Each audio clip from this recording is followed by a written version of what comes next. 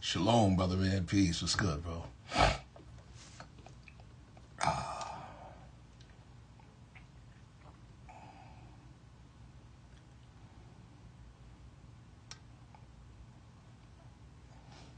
Yeah. GQ, what's good, bro? Got Chi-Town in the building. Peace. Peace Awareness Daily.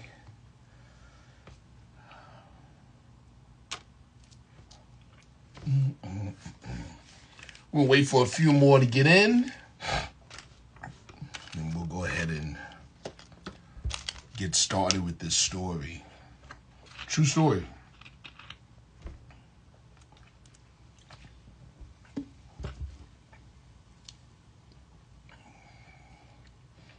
Home God practitioner, disciple of Raymond Chung.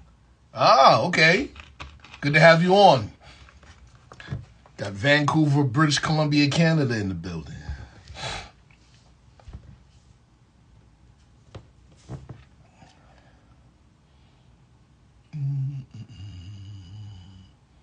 Shamika, what's good? I see you.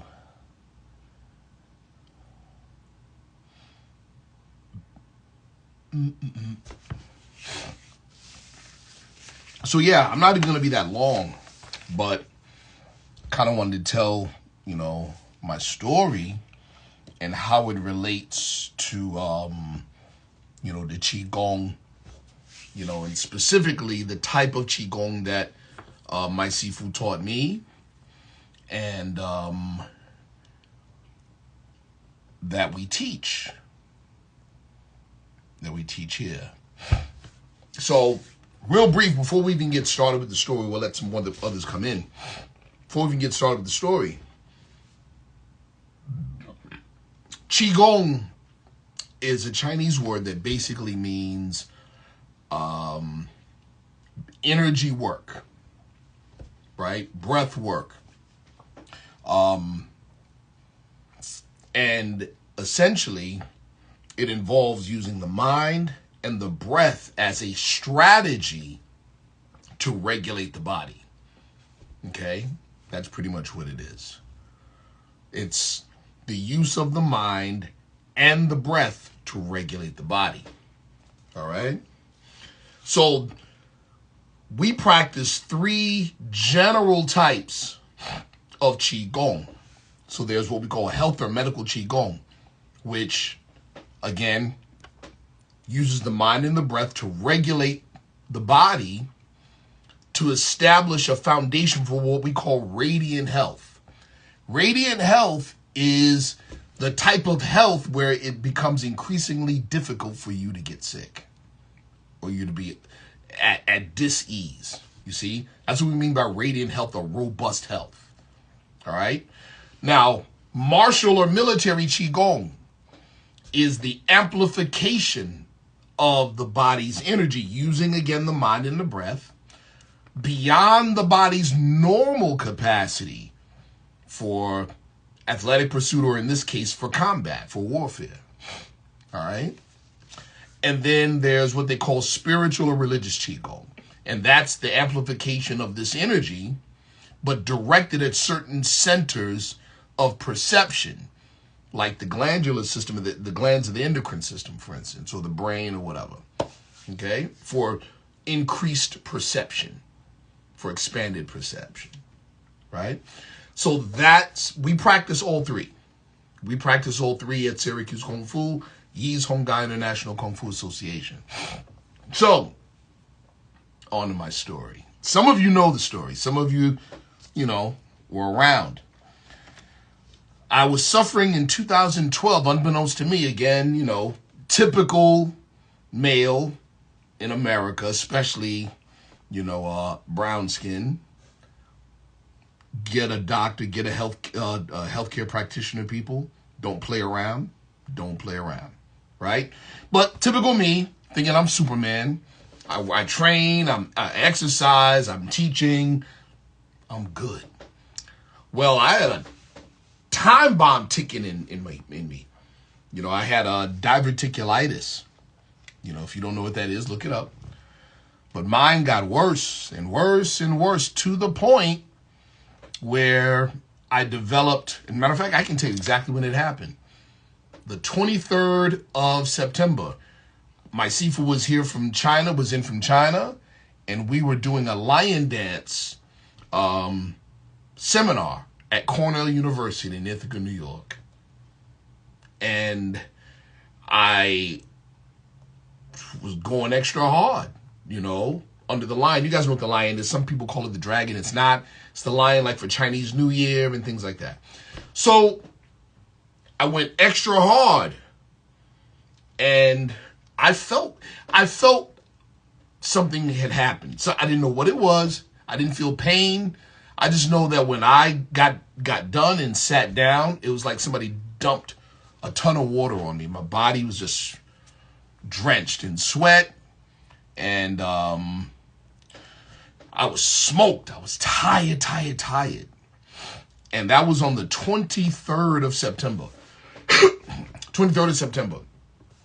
My condition worsened over the next 3 days.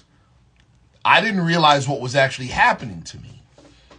So what had happened was that I developed a perforation in my descending colon, meaning a hole, like getting shot or getting stabbed, pretty much. I had a hole in my descending colon. That's what happened. And I was, Kateri, I see you, what's going on? I was literally leaking waste material into my system, into the lower cavity of my body for 3 straight days. So I was a mess. By the 26th, 3 days later, the pain was incredible. And again, me thinking, hey, you know, this is whatever I'm dealing with is going to pass. That's what I'm thinking. So on that 3rd day, I told myself, I said, listen, I'm going to sleep. And if I wake up and it's worse, I'm going to go to the doctor. Well, I woke up that morning. Wow, my dad died from complications from diverticulitis. Listen, Uncle Rick, shout out, you know, listen, let me tell you what happened. I woke up that next morning and it felt like I had overslept. Peace, King, I see you. It felt like I had overslept, like, you know, and I felt the pain. It was dull. It didn't really feel. I said, okay, you know what? Okay, it's all right. Soon as I put my feet on the floor, it felt like somebody shot me, and I dropped. I hit the ground. I got up, hit the ground again, got up, made it somehow to the bathroom, and looked at my face in the mirror and was like, yo, I'm dying. Like, for real. And I ended up calling one of my students, you know, because there's no way in the world I was going to drive. I called one of my students, and he, thank God he showed up. I thought it was like about 9 or 10 in the morning. We get outside, and I'm like, it's still dark outside. He said, yeah, because it's 4 a.m. By the time we get to the ER, my legs wouldn't work anymore. They had to get a,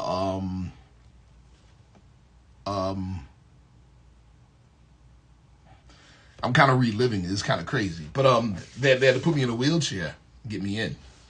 So they said, you know, they were pumping me with morphine for the pain. They said, okay, we're going to, you know, get some scans done to see what's going on in your lower abdomen. They thought I was maybe passing a kidney stone or something like that. So I said, well, you know what? I'll be through this in a few hours. I'll be good. Nah. About an hour or so later, a doctor, they told me, the nurse said, yeah, somebody from surgery is coming. I said, for what? Man, the surgeon came in. Shout out to Dr. Fahad Ali from Pakistan. Literally saved my life. So he comes in and touches my stomach. Oh, man. And he looked at the scans. He says to the nurse, prep him for emergency surgery. My stupid behind heard those words. I sat up like I was all right. I said, listen, I got a contract negotiation that I got, later on today. I got this to do. I got that to do. How about we wait 24 hours and get a second opinion? This man looked me square in my face and said, if we wait 3 hours, you'll be dead. So who are you going to call? My student was looking at me crazy. I gave him 3 numbers to call, and I promise you, I didn't believe in my heart of hearts that it was actually going to go down until they wheeled me in that room with the big lights and everybody had the serious face and the mask on, and they started asking me my name and social security number over and over again. I promise you, I didn't think it was going to happen. But yes, diverticulitis, complications, I had a perforation in my descending colon, 5-hour surgery. It took months for them to actually tell me exactly what they did. I mean, yeah, it was colon resection surgery. So the diseased part, they chop out and then put it back together. Fine, But because I leaked waste into my lower torso, before they could even do the colon resection, they had to lift my organs out of my torso and wash me. Crazy. So I survived. It was 5 hours under the knife. I survived the surgery. The doc said, when I got to recovery, he said, listen, you survived the surgery, but you're not out of the woods yet. You got to survive the sepsis, because I went septic. Yeah. He said, you got to survive the sepsis. So 6 days in the hospital, getting pumped with all types of, that's how I found out I was allergic to fentanyl, because that's what they were giving me. That stuff's terrible. Anyway, I have a 13-inch scar on my abdomen. An ileostomy bag.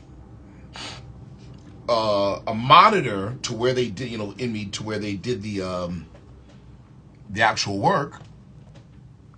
And in the course of 6 days, lost 40 pounds. Yeah, it's crazy. Crazy. On the 5th day, they were going to let me loose. I told them, I said, no, I'm not ready yet. I was scared to death to leave the hospital. Scared to death. They're like, yeah, well, you're going to need a live-in because I had an open wound, a wet to dry wound with staples. So I had to have it, there's a lot. They were like, you have to get a live-in nurse. A live-in nurse? I had a 1-bedroom apartment living by myself and no medical insurance. Typical.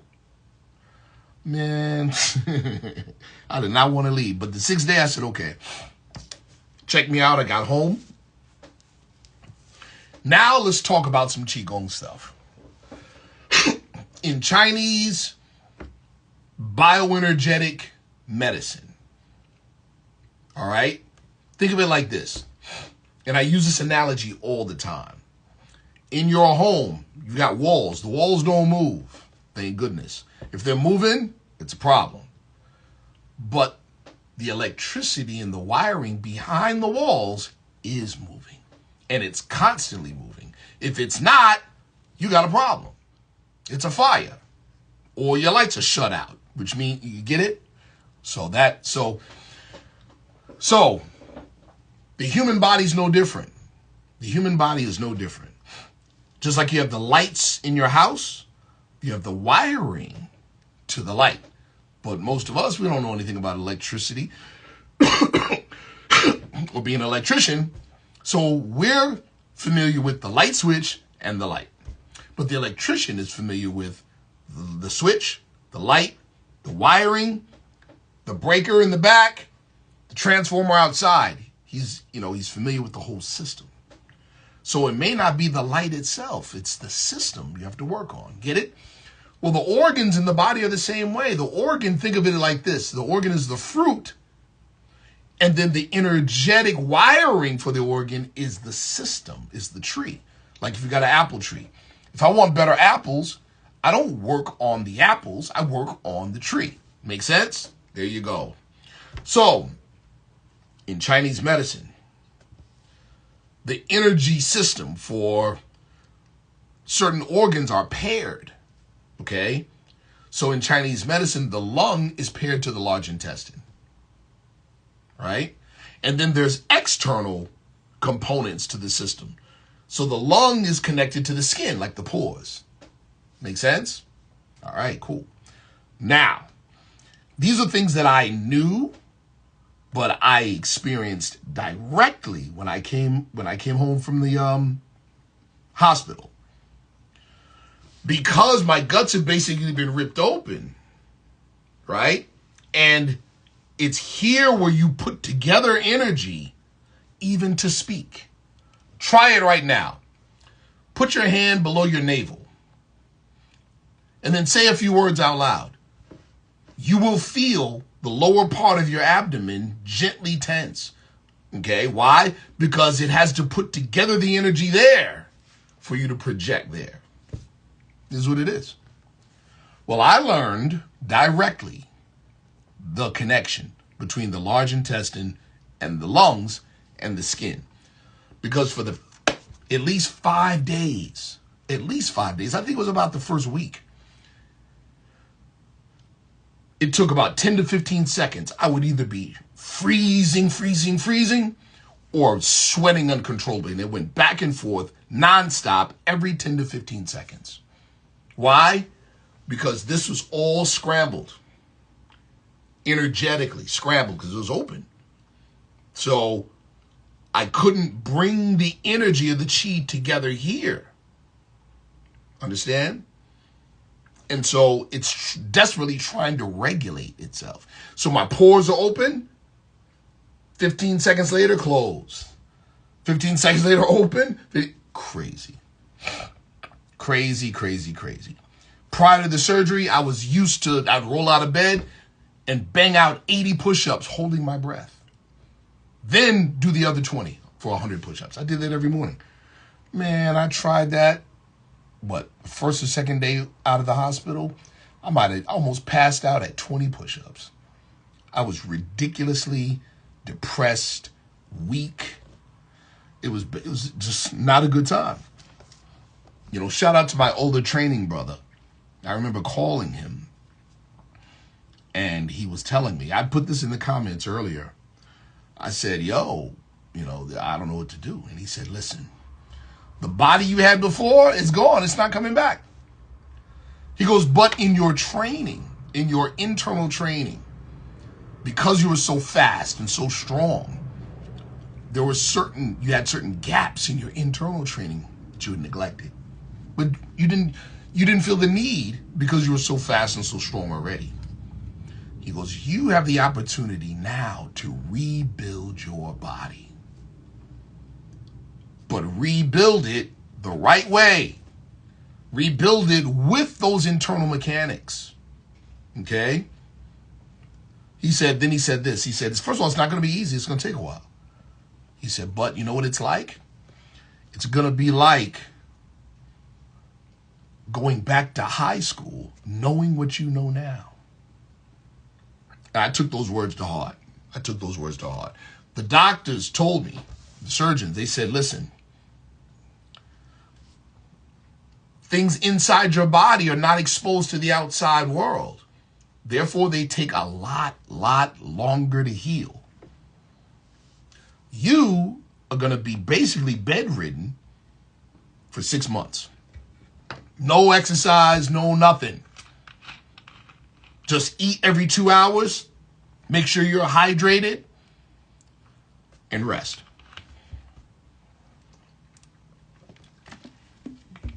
Well, my students know better. They know. I wasn't trying to hear that. I talked to my Sifu about it. And while I'm connected, chanting the Buddhist mantra. Interesting. So, I talked to my Sifu, and he gave me a series of specific exercises, Qigong exercises to do, which I'm going to talk about. Them. He also, as a supplement, gave me a very simple external formula to take twice a day. It's a particular herb that we swear on in Chinese martial arts, especially in Southern Chinese martial arts. The herb is called Tenchi in Cantonese. In Mandarin, Tenchi, that's what it's called. A very, very powerful blood tonic. Very, very powerful. All right?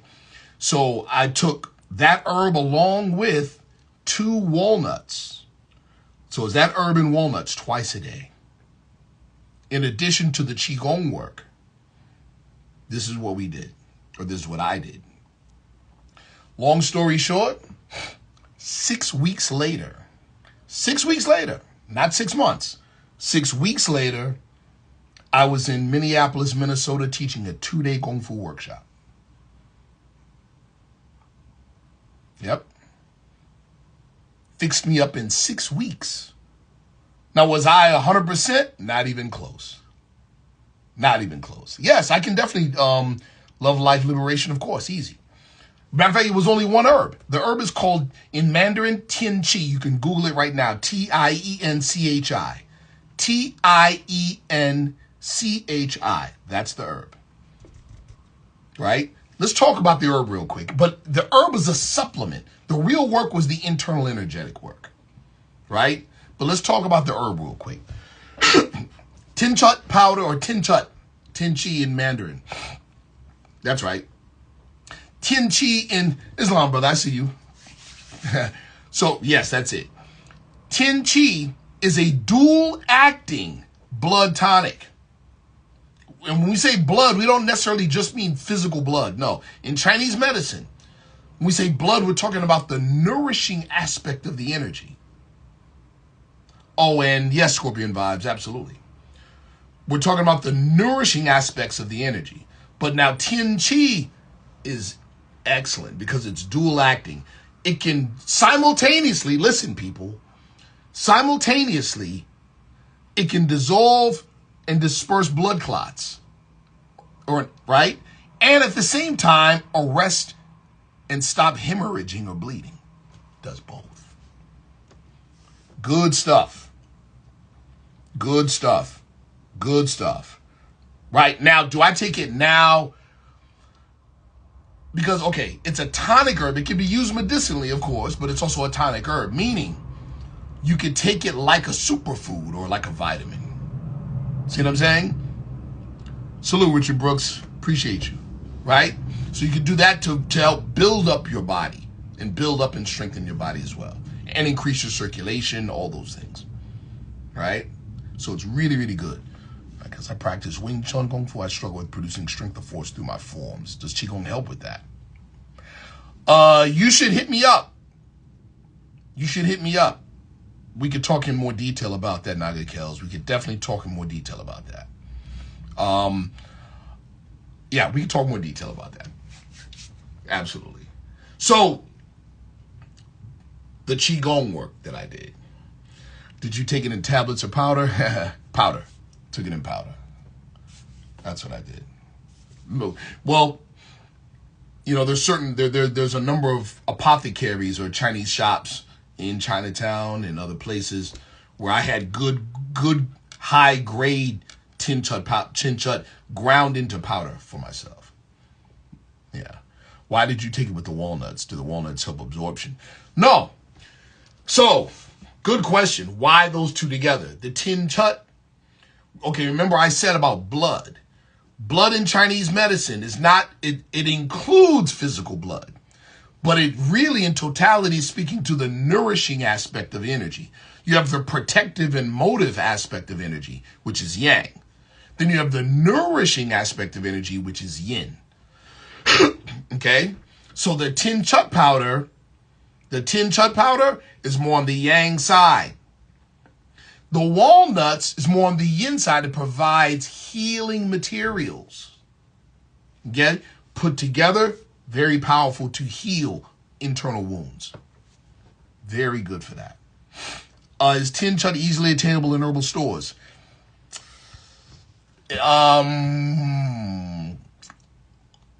Generally, no. But you can get it online. It's very easy to get online. You can go to Amazon and look up Tenchi and get it. Not hard to get. Okay? Any good books that you recommend to start learning about Chinese medicine? Wow. There's a few. Remind me in a few more minutes. Remind me of that in a few more minutes. I want to get back on this story about the Qigong. So, listen close, people. And I'm living proof.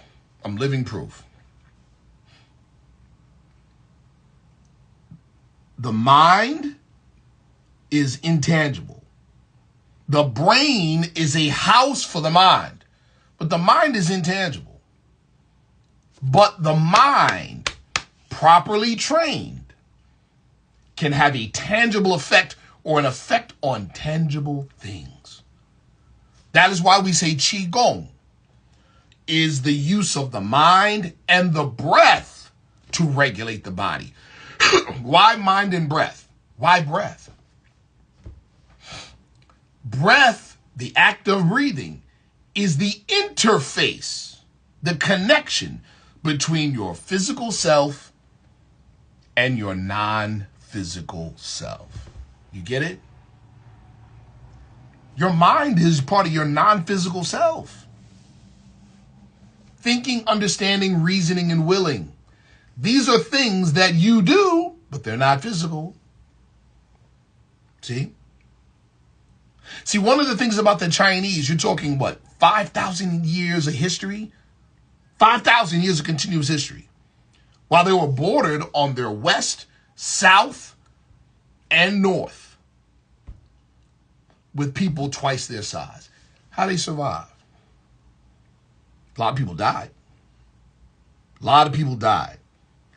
But what did they learn in the process? They learned that, yeah, you can build this. Sure. But there's a limit to it. They learned that you can build this the same way you build this. But there's no limit to this. What's our problem in the West? We're thinking that this is bigger and more important than this. See that? That's the problem. The Chinese had to learn the hard way, and they learned it very, very well. Understand? So, here is the main thing you need to know about Qigong in terms of usage. The intent leads the energy. In Chinese, we say yi, or intent, leads the qi, or the energy. Intent leads the energy. But again, we're Western thinkers, so what are we thinking? Energy, energy, energy. We missed the boat. Follow me. Think about you're at the beach and you're playing in the sand and there's water in a little, you make a little bowl type whatever with the sand and you put water in that, right? Listen very close, people. But you want the water to move. Do you push the sand to push the water? It's going to go all over the place. But what if you took your finger and then drew a line in the sand? What's going to happen? The water's going to come right behind it. Get it? It's this that's most important. The energy is always a result of what this is doing. Did y'all catch that? Shout out to 6 Man. I see you, bro. You understand? This is what's important. Training this is what's important. And the fact is you could train this, like I said, the same way you train this. To us in the West, it takes us like about 5 to 8 years just to believe what I just said. See? Because we're Western thinkers. We think it's not real unless we can touch, taste, hear, see, and smell it. See that? This is stronger. But it needs development too.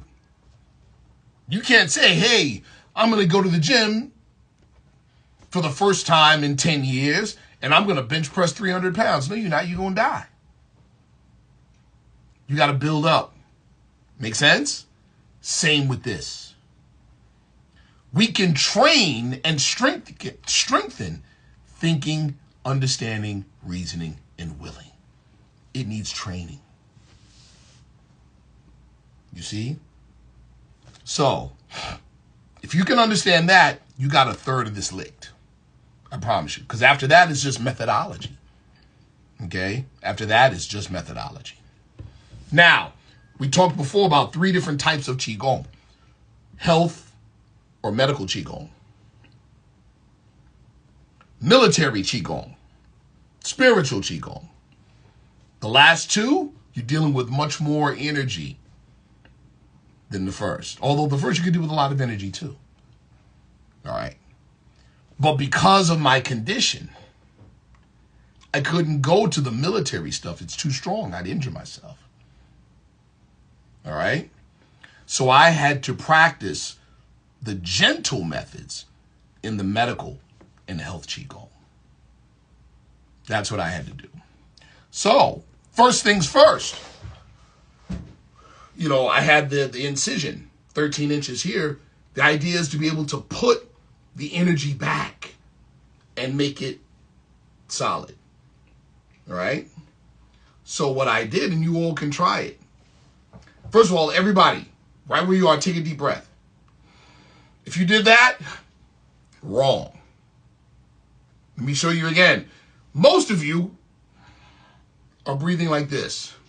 Absolutely wrong. You want to know how to breathe right? If you took singing lessons and you already were taught. But if you never took singing lessons and you got a 2-year-old around or an infant, watch them. They do it right. After watching us, they end up doing it the wrong way. Remember, your lungs are situated lengthwise in the body, not this way. Lengthwise. And because they're situated lengthwise, we have under the lungs, what? The diaphragm. It's like a pancake-shaped muscle that, if it's working properly, if you're using it properly, on the inhale, the diaphragm drops. And as it drops, it creates a vacuum in the upper part of the torso, which means if you're doing it properly, the bottom of the lungs fill first. And you'll know it because the lower abdomen will feel pressure. Okay? The lower abdomen will feel pressure. There will be no raising of the chest or the shoulders. Understand? All right. Let's try it. Everybody sit in your chair. Touch your sternum. Now, on the count of 3, you're going to relax your sternum and let it sink gently towards your spine. 1, 2, 3. Good. You should have like a little gut here. That's good. All right. Now, touch your navel. Men, use the left hand. Women, the right hand. Put your palm, center of your palm, under the navel. Keep your sternum soft. When I say go, you're going to inhale, not a big inhale, only 10%. Inhale to where you feel your hand. Ready? Go. Good. Exhale. One more time. Inhale. And exhale. This is proper breathing. All right? Holland Sifu, I see you. Thank you so much. All right. Now for the actual work that I did. Gently tighten the lower abdomen. Not hard. Gently. So that it doesn't expand. And do the same breathing. When you do, you will feel, if you do it right, you'll feel pressure right down on top of the perineum. You feel it? You feel it, Brother Anael? Now here's my question. What is it you're actually feeling? See, seeing is believing, feeling is the truth. See, you felt it. I didn't tell you what to feel. You felt it.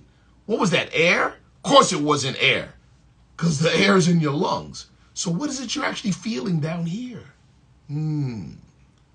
See, just that quick, I've taught all of you how to access your own energetic body. Congratulations. Your first lesson in internal power, people. It ain't some mind over matter thing. It ain't some I gotta believe it for it to work thing. Nah, it's real. And it's physical. See? It's real and it's physical. So what I did is gently tensed the lower abdomen. And then just 10% breathing, no more. 10% inhale. And then exhale. I did 9 during the course of a day. 9 sets of 9 repetitions. That's what I did. 9 sets of 9 repetitions. Yes, Body Electric, Dr. Becker's book, powerful book. Very, very powerful book. But yes, so that's literally what I did, people.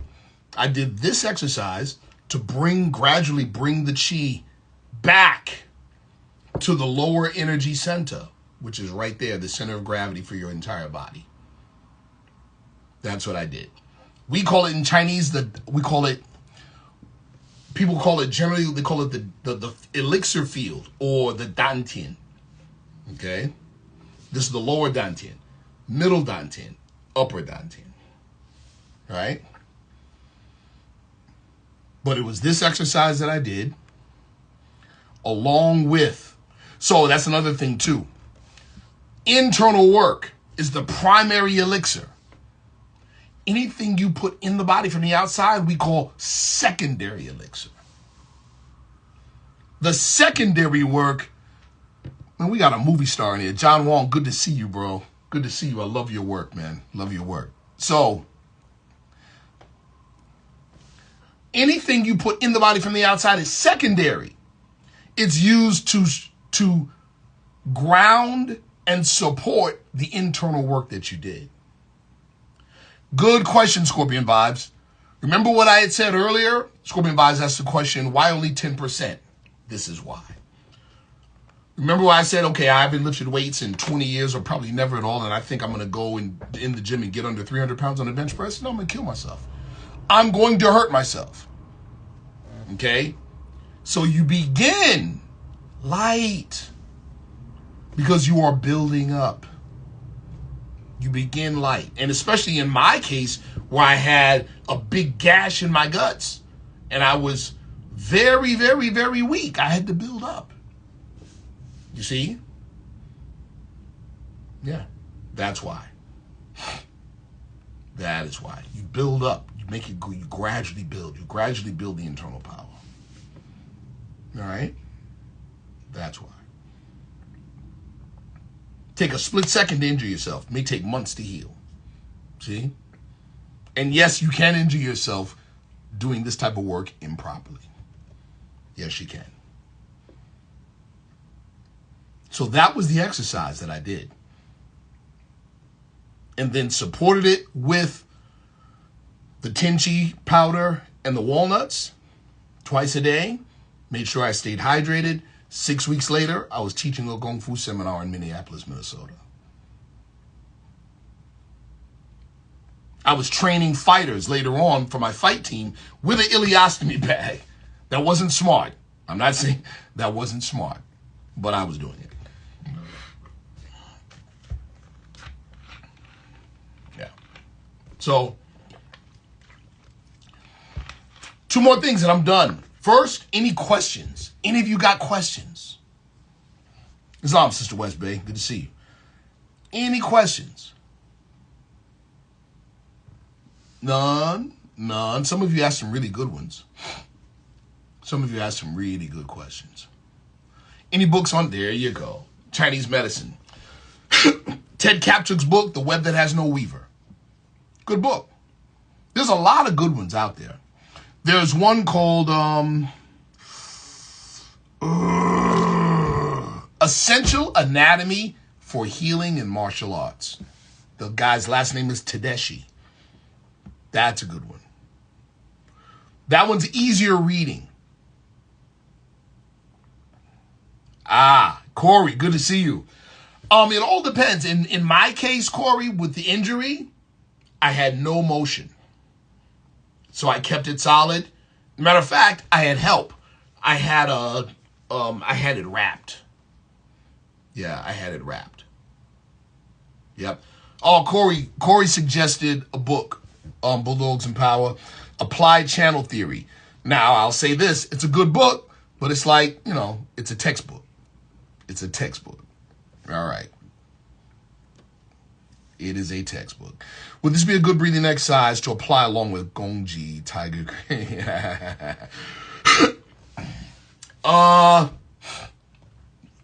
To answer that question is a little more complicated. Okay? Because there's certain breathing patterns that the movements in the form, we're talking martial Qigong now, will elicit. Okay? Hit me up. Ask me that question in my inbox, sir, and I can get to you in more detail because it's a lot to it. It's a lot to that one. It's a lot to that one. And yes, it will be recorded, bro. Good to see you. It will be recorded. Absolutely. Peace, Tiff. How's that monoatomic goal working out for you? I'm going to do another live on that too, by the way. Not, in the near future. Is Tai Chi different from Qigong? Yes. Yes. Tai Chi is the name of a martial arts style. Although 90% of the people on the planet today do not train it for martial arts. But make no mistake, Tai Chi is a martial art. Most people are training it for health because a man from the Yang family, Yang Cheng Fu, created a modified version of Tai Chi so that the infirm and the elderly could get some benefit. And that's what most people see today. All right? Qigong is a methodology that, to access and to train the internal power that a large amount of Chinese martial arts has. They have their own methods. So that's the difference. Do you have instructional clips on how to perform these breathing exercises? I have, that's 87569. I have a number of pre-recorded, very intensive 5-hour courses. I'll be producing more, but the one to answer your question specifically, sir, I have one called Bioenergetic Anatomy. 5 hours. A huge amount of detail, not just theoretical, but practical. If you're interested, if any of you are interested in that course, text this number. Text Qigong to 315-552-1638. And I'll get you all the information you need real quick. Again, it's a 5-hour course with an accompanying PDF with notes. All right? And we go into great detail on some of the things I touched on and a whole lot more. Okay? And it's no nonsense. Were there dark-skinned people in ancient China? Of course there were. It's funny you asked that. A number of years ago, my Sifu, who is from China, we had arranged for him to do a lecture at Syracuse University. And he had asked me to get some research for him regarding bone and skull density of different types of people, ethnic groups.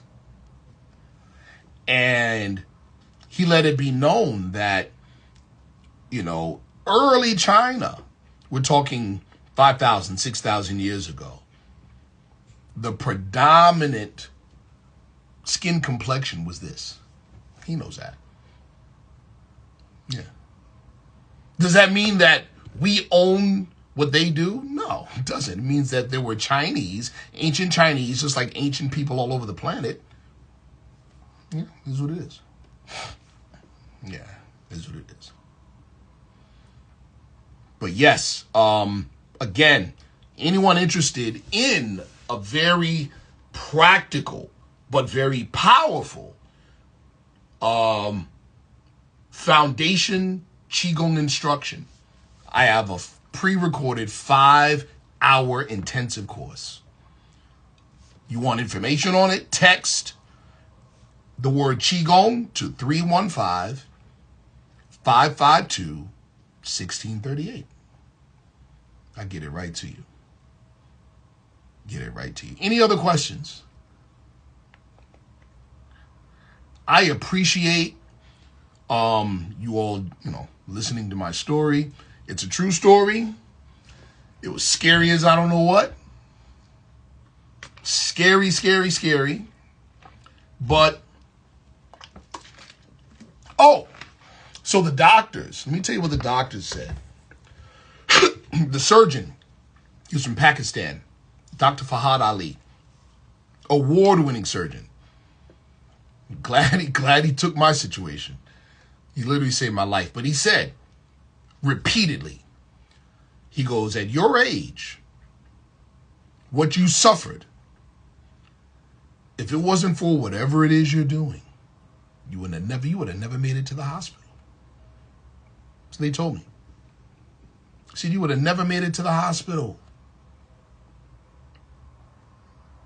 Yeah. He said, basically, it's the equivalent of you walking around with a gunshot wound and leaking waste into your system and going septic for 3 days. He said, so whatever it is you're doing, you keep doing it. Scorpion Vibes, he said, how do we know if the brand of Tenchi is quality? Good question. There's a product there's a product that people take in China and in Asian countries that is the base ingredient is Tenchi or Tinchat, right? But it's the formula is secret to this day. It's called Yunnan Baiyao. Yunnan, that's a province, Yunnan province. Yunnan Baiyao, Baiyao. That literally means white powder or white medicine. You can get it on Amazon. You can look it up, Yunnan Baiyao. That with Tinchat powder together, they still issue it for gunshot wounds in certain militaries in Asia. That's how good it is. Where you take some of the powder, pour it in the wound, and then you drink the rest of the powder. It's good stuff. Do you do any intermittent fasting? What's your thought on the I do intermittent fasting. Yes, I do. I do intermittent fasting. I do. And diets, everybody's an individual. Okay? There is no everybody fits a size 42 code. So if you want to experiment with a particular diet, you have to tweak it. And then you got to pay attention to what's going on in here. You have to take on that responsibility. See what I'm saying? Clayton Burke, maybe a controversial question. Would you say Chen style has kept its martial root better than Yang style? I'll say this. It's not controversial. I'll start with this. It's never the pot. It's always the chef. Catch it? It's never the pot. It's always the chef. Chen style, on appearance, on performance, appears more martial. Yes. Doesn't appear as gentle. But again, it's the practitioner. It's the practitioner. Did you do much Qigong before your surgery? Yes. It's built into my Gong Fu style. It's built into my Gong Fu style. That's right. That's right. So yes, I did. Absolutely. Any other questions?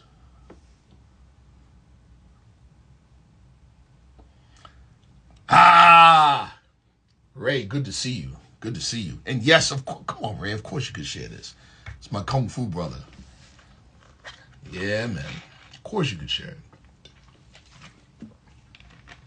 Yo, Ray, when I remember when Randy first saw me a number of weeks after the surgery, you know what he said? He said two things. One, your energy's more calm. Two, you actually look younger. That's what he said. Oh, by the way, if you guys don't know, I'm 58. I'm 58 years old. That took place in 2012, the injury and then the surgery. Yep. I am 58 years old.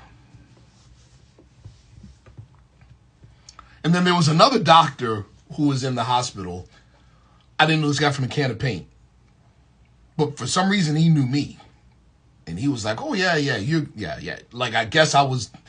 And he did some kind of Chinese martial arts. He did. Dan, should you always tighten the abdomen? It all depends on what it is you're trying to do. All depends on what it is you're trying to do. Okay? We can talk about that in more detail in the shoot. All right? Cruise Decay. What is the source of the leopard fist and how did it find its way into Hongga? Good question. Not a Qigong question. Well, no, it kind of is. Let's explain 5 animals real quick. 95% or more of us. Weightlifting? No. I don't have to. Our style develops like a wrestler type, powerlifter type body frame. So no. But back on the 5 animals. We're conditioned through entertainment to think 5 animals were imitating animals. You're imitating the dragon. You're imitating the crane. You're imitating the snake. That's movie stuff. It's movie stuff. Let me tell you what it really is. It's called 5 shapes. And they're categorized after animals. We're not, from a martial standpoint, we are not imitating how animals fight. You are emulating how animals think about fighting. And how do they think about fighting? Number 1, when they fight to kill. Number 2, when they fight to kill on the first exchange. There you go. After that, we start looking at how the varieties and ways in which they kill. Like, what's more dangerous, a tiger or a snake? All depends, because both can kill you just as dead. Get it? All right. So this is what it is. Hold on. My Sifu is currently 72, turning 73 this August. Yeah, my Sifu is 74. We can't touch him. Crazy. And he has almost no gray hair. Pisses me off. But back on the 5 animal. It's a particular order that came out of Shaolin Temple. Dragon is first. Dragon, snake, tiger, leopard, crane. Dragon is first. Why is dragon first? I explained that in the beginning of this video. Unless you've been dropping some crazy drugs, you ain't seen no dragon before, just like you've never seen your thoughts before. Get it? The real you is immaterial. The real you is immaterial. In Chinese culture, the dragon rules everything from the center. Okay? You are your own center. You are not your body, you're in your body. Make sense? The dragon is first because it represents the real you, the non-physical self. The purpose of the dragon training is to raise the intent. Because remember what we said? The intent leads the energy. Make sense? Scorpion eyes, nah, he don't use it. Because he got some wispy grays on the side. But anyway, the intent leads the energy. So the dragon is first because it represents the non-physical self. All right? The next animal is a snake because the intent leads the energy. And snake trains the chi. What do we mean? Smooth transmission of your power from the core to the extremity. No breaks in between. What is a snake? One long spine. Can coil up tight and then shoot and then come. Get it? Flexible, smooth. The strength of the snake is not apparent. He doesn't look strong. You don't realize its strength until it touches you or you touch it. Make sense? All right. Where do we want to lead our energy? First, our structure. In this case, the bone. Tiger is the next animal. It trains the bones. See? Then the energy radiates from the bones into the muscle. That is leopard shape for speed, explosiveness. See? Now the whole body's energized. If we leave it like that, that's like you driving your car all day and then parking it and putting it in park and putting a brick on the accelerator and going in the house. It'll burn your car out. So now what do you want to do? Return all of that into the essence. Complete the feedback loop. So that now all of that high, strong, refined energy feeds the source. That is the crane. The crane trains the essence. See? So the 5 animal shape is just another culture's way of describing 5 steps of comprehensive internal and external training. Make sense? That's what that is. That is the Shaolin legacy, 5 animals. Dragon, snake, tiger, leopard, crane. That's it. Cool. Glad you asked that question. That was a good question. All right. Anyone else? Any other questions? Again, if you're interested in the course, it's a 5-hour intensive course with a PDF. Yeah, if you're interested, text Qigong to 315-552-1638. What happened between you and the other Chinese martial arts guy in the hospital that knew you were? You didn't finish it. He was talking to some of the other doctors. Okay, so when I had to finally go back and get the ileostomy reversal. So I don't know if you guys understand what that's all about. Let me explain it. Because things inside your body, especially in your gut, heal much more slowly, couldn't have waste going through where they did the surgery, which was my descending colon. So I had an ileostomy bag.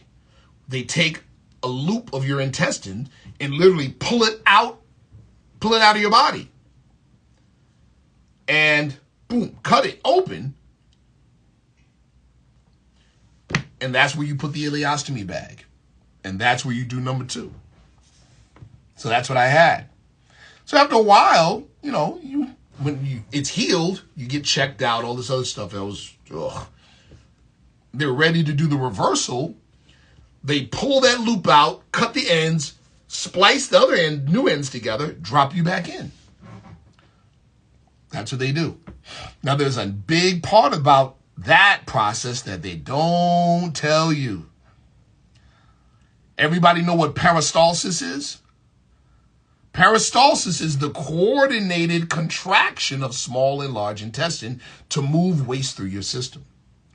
Well, I had gone like a year and change with no peristalsis because it wasn't being used. So what they don't tell you is that when they do the reversal and you start using it, things start going through, it takes a little minute to get its coordination back. It was not nice. You hear me? It was not nice at all. Imagine feeling like somebody's taking your guts and twisting them and ripping them. Twisting them and ripping. Horrible. Horrible. Horrible. But, it is what it is. Now, Corey, to your point, the guy kept saying, oh, no, you're good because, you practice Qigong and you do this and you do that. And I said, wait a minute. What do you do? He goes, I don't really do anything. So he downplayed himself. He didn't tell a lot about himself. But he knew. I don't know exactly what he knew, but he kept referring. He was definitely letting me know he knew about me and knew about what I've practiced. Really interesting. Really interesting. To the point where he was schooling the other doctors about what it is. He goes, oh, well, okay. They had issues, right, down in this area with me. And one of the issues was that the connective tissue and the other tissues were very dense and thick. And he was explaining to them why. He said, oh, well, this guy, he's got years of Qigong training. So you bring more, here it is, real simple. You bring more energy to a particular area in the body. That brings what? More blood flow. More blood flow means what? More nourishment, more vitamins, more, get it? More nourishment in the area, it becomes stronger, thicker. Make sense? There you go. Wolf Strong, any Chinese medicines for anxiety? Better. Better than Chinese medicines for anxiety. How about Qigong for anxiety? I actually, years ago, did a Facebook Live video on certain Qigong exercises for anxiety. Yep. Let's try one real quick. Yin and Yang. Pardon me. Yin and Yang. Yin and Yang describe relationships. If Yang is up, Yin is down. If Yang is out, Yin is in. Make sense? All right. In principle, easy to understand. Application, it gets complicated. I'm going to prove it to you. Inhaling is an act of Yin. Right? Being excited or amped up is an act of Yang. Now watch. When you inhale, that's Yin. But what does it make your mind and body? More Yang. See? Exhaling is Yang. But it makes your mind and body more Yin. See? This is how, if you understand this, you can start to get more insight, Wolfstrong, on how to use the mind and the breath as a strategy to regulate the body. Follow me. If inhaling makes your body and mind more Yang. Now think about this. When we're really exerting, what do? You tighten up, you hold your breath. And guess what that does? It tonifies the condition, makes the present condition stronger. So if exhaling is Yang, but it makes the mind and body more Yin, I want everybody to try this right now. You're going to inhale for 2 seconds, then immediately exhale for 4 seconds. And then you're going to hold your breath at the end of the exhale for 1 second. Go. Inhale for 2. Exhale for 4. Hold the breath. Again, inhale for 2. Exhale for 4.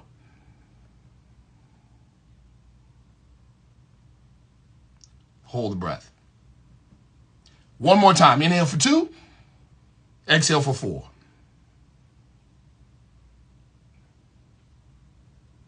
Hold the breath. Feel like you almost want to go to sleep, don't you? It works just that quick. See? Works just that quick. Unkill Rick. Qigong exercises for me have brought my anxiety. Absolutely. But you have to know what it is you're doing. It's not just I sit on light some incense and then breathe. No, it's not that. Okay? Phoenix rose from ashes. Yes. That's right, Macy Fu. That's right. Cool. Any other questions? Key 20. I see you. Brazi, what's good, bro? So, any other questions? All right, again, if you're interested in the course, text Qigong to 315-552-1638. Okay, get the course. Get the course. All right. Listen, you all, I really appreciate you all. I'm doing microcosmic orbit. Microcosmic orbit is cool. It's good. It's a good Qigong method. It's a good Qigong method. But what is it for? See? I'm not saying you don't know. I'm pretty sure you do. But there's so many things out there. There's a lot of books out there. And let me just say this real quick. There's a lot of books out there. Just like there's a lot of herbal products, for instance. Are they there to make you better? Or are they there to make $1? A lot of what you see in the books, right?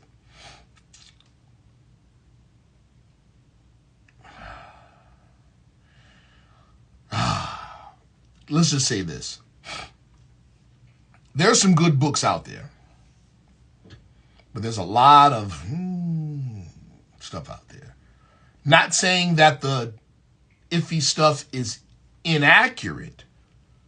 I'm saying it's unexperienced. You got people writing books because they read books. Get it? Well, that's like me telling you I know all about a peach cobbler because I ate the recipe. See? Yeah. You want to seek out real instruction from qualified people. Certain books can help you do that. Yeah, certain books can help you do that.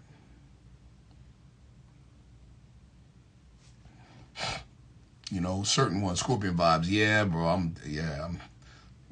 I don't feel old. I don't feel old. You know, I don't feel old. But yeah, certain books. You know, Mantek Cha's work is good. But let me tell you, Mantek Cha's work is good in the sense that it should properly guide you towards authentic instruction. Okay? That's what makes Mantek's work good. How tight should the Kung Fu sash be when it's used to train the breath? As tight as possible. Corey, you talking martial arts stuff. So let's say we're talking about the use of the sash for the average lay person, non-martial artist that wants to train the lower Dantian energy.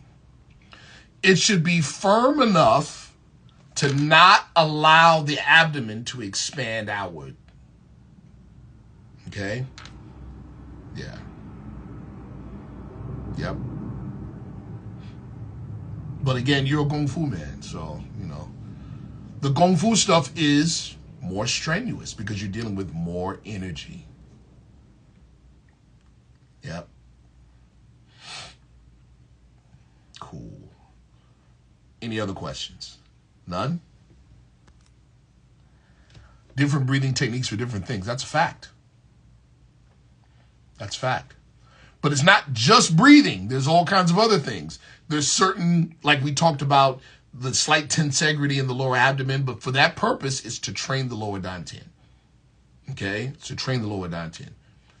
So, listen. There's for instance, there's Qigong routines like the Bat Din Gong, which is the 8-piece brocade. Famous. There's a number of them. 8-piece brocade is famous. Very famous. But it's a routine. What we want to develop Qigong operators. Rather than drive or buy a car, which is like learning a routine, we want you to be able to build and customize a car. Get it? We train people to be able to give patient-specific Qigong prescriptions. See? Ha, Mantis Sifu, it's good to see you. Why is it that so many know so little about the inner harmonies of their systems? There's a number of reasons. One, the stuff that we're talking about right now is jealously guarded by people. So you guys have ever heard the phrase, never get cut with your own knife? A lot of people, including the Chinese, are very reluctant to pass this stuff on. So that you end up getting what they call skin and hair. The appearance, not the inner mechanics, or very little of it. And then those people, believing that they've been taught completely, pass on their incomplete skill set. That's what happens. And it happens everywhere. So that's what happens. Did I answer that right, brother? Without, ruffling too many feathers? Yeah. That's what happens. Remember, man, we are in our bodies. We are not our bodies, people. I'm going to say one last thing relative to that, just to prove it to you and probably scare the daylights out of you. Because when I realized it, it scared me. We learn this in grade school, in high school. Look at this red pen. Why is it red? What makes it red? Oh, I know. Because the material it's made of absorbs every spectrum of light except for red. Or let me say it more accurately. It absorbs every spectrum except for one particular wavelength. That wavelength is numerical, people. And that wavelength is reflected back into the eye, into the ocular cavity, to the optic nerve. That frequency is then sent from the optic nerve to the brain, and the brain interprets it as red. So guess what? When you're looking at this pen, it's only red in your head. Did y'all catch that? It's only red in here, not out here. How crazy is that? That means everything you're looking at, everything is only seen in here.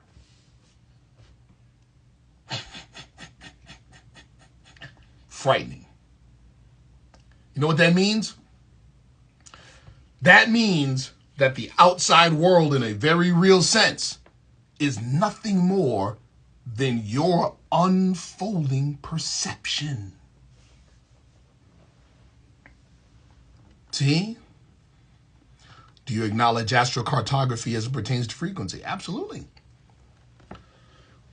Absolutely. Absolutely. Because what we're talking now is a different perspective.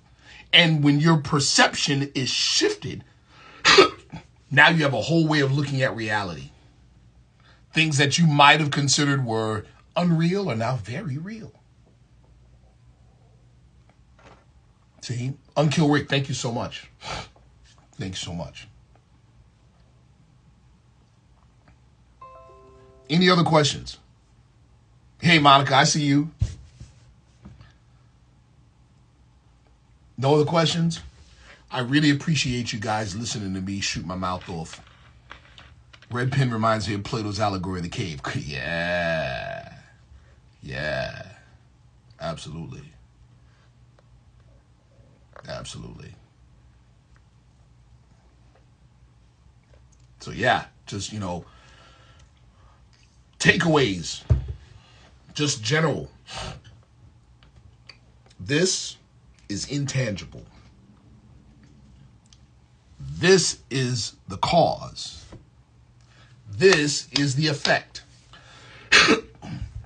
Got it? Go ahead, Scorpion Vibes. One last question.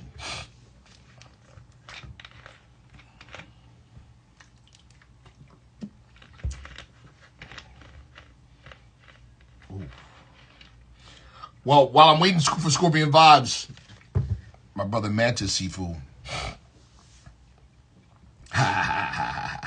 Adjacent? Absolutely, Scorpion Vibes. Prana is just another culture's name for the same energy. Pranayama. Okay? That's it. The reason you made a change. What was the hardest change you had to make? Wow. Wow. Wow. You know the hardest change I had to make? Man and Seafood?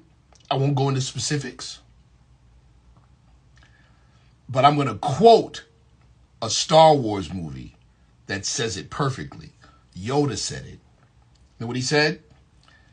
He said, train yourself to let go of everything you fear to lose.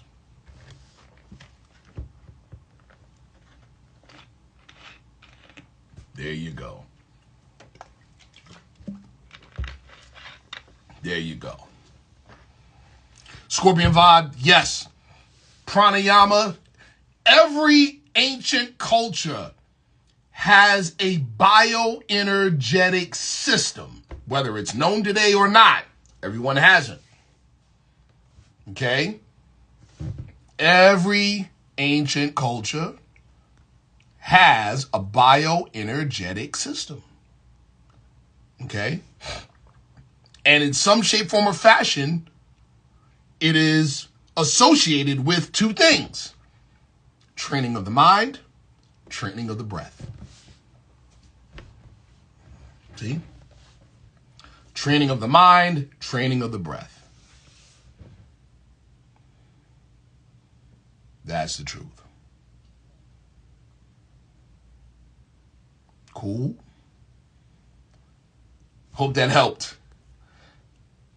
Have to get you on my podcast. Yo, let me know, bro. Hit me in my inbox. I'd love to. Hit me in my inbox. Islam, brother Anael-Bey. I see you. Good to see you, soldier. Yeah, I'm definitely going to share it. Yes, sir. Yes, sir. Yes, sir. Cool. Cool on Kill Rick. Appreciate you. It's just good to be useful. I feel good to be useful. You know what I mean? Man, Allah knows we are behind the 8 ball when it comes to being useful to ourselves and to each other. Look around. Look at the current condition of the world today. You know? Yeah. Look at the current condition of the world.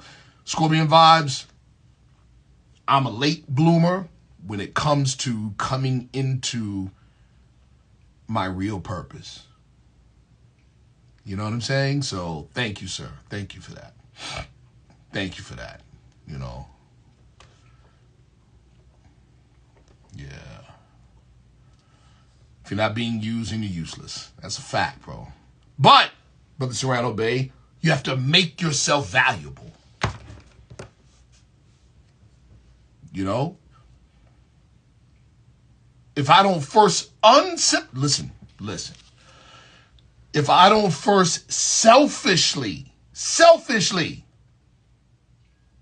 improve myself, okay, then who am I? Nobody. But then afterwards, if I don't unselfishly lend myself to the uplifting of others, then what am I? Nothing. You can't give something you haven't first gained in abundance yourself. Yes, I have Robert Bruce's work. Yes. Good stuff, too. Good stuff.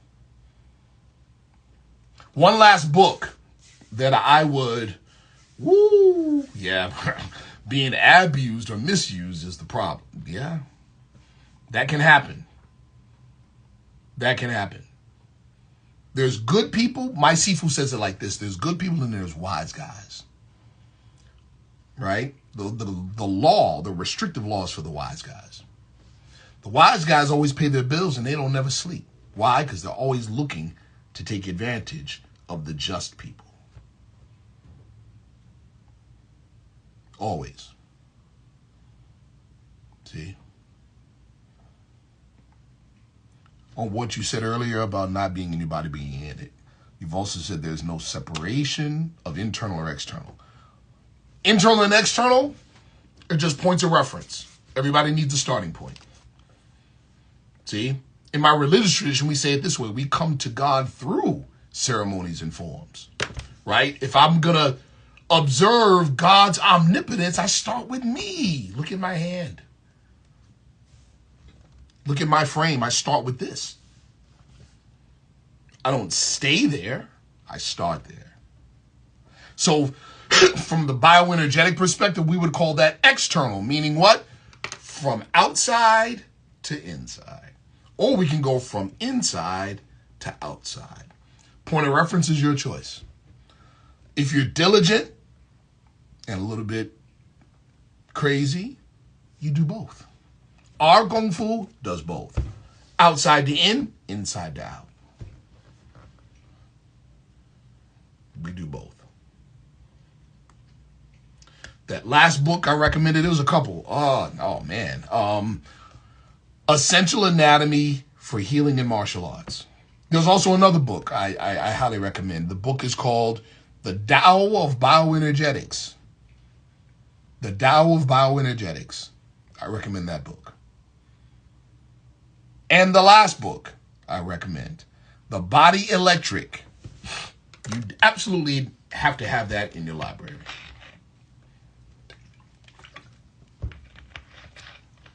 Absolutely.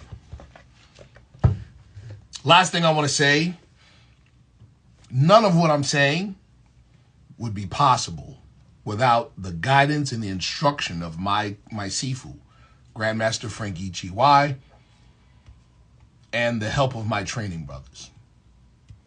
None of it. What do we got? Stephon Lewis Hill. I had my head down for 2 years before I realized that I hadn't been reaching out to any. Yeah. But sometimes we got to go into the cave, bro. You already know. We got to go into the wilderness. You know what I'm saying? Sometimes you got to do that. You know, sometimes you got to do that. Definitely. All right, people. Who said something earlier about intermittent fasting? Time for me to break fast. All right, appreciate all of you. Appreciate all of you. Appreciate all of you. And yes, you know what? I'm going to do this more often. I'm definitely going to do this more often. All right? All right, y'all. Peace.